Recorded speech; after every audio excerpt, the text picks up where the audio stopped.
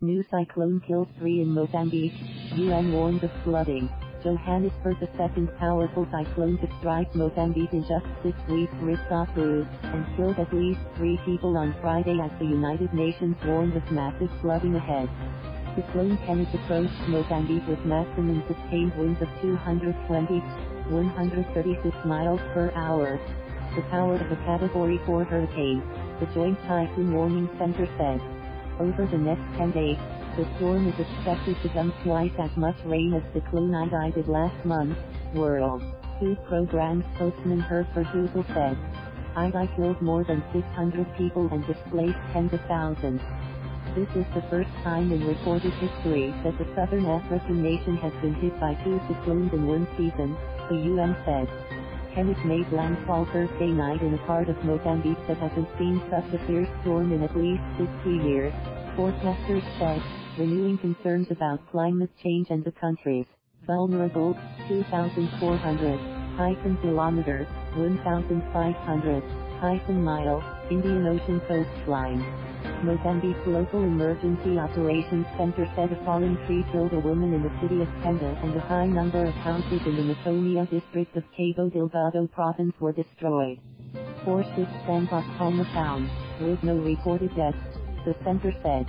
On Ibo Island, about 90% of houses in the main village were destroyed. Cyclone Kenneth may require a major new humanitarian operation in one of the world's poorest nations, even as post-Cyclone Idai relief operations are expected to continue for months, UN humanitarian chief Mark Lowcock said in a statement. As with the earlier cyclone, thousands of people could be left exposed and hungry as floodwaters rise in coming days. Forecasters expected the remnants of the storm to bring heavy rain as it lingers over the region. While the region that took the brunt of this cyclone is more sparsely populated than the area that took a hit from Idai last month, Mozambique's disaster management agency has said nearly 700,000 people could be at risk.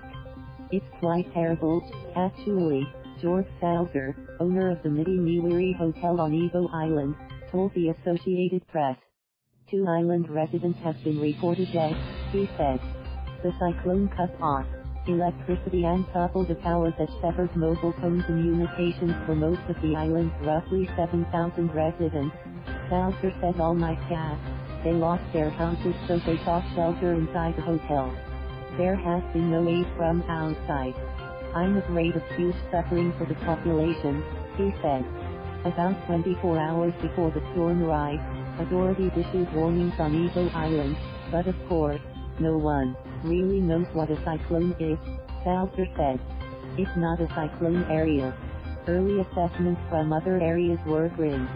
Quissanga district reported extensive damage to houses, and communication links with Macomia and Muidumbe districts were down, the International Federation of Red Cross and Red Crescent Society said in a statement.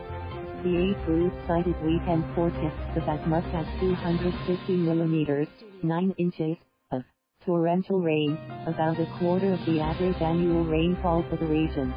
The districts of Macomia, Quissanga, Muidumbe, and Miwiri were said to be most at risk. For more weather-related news. Thank you for watching. Please subscribe.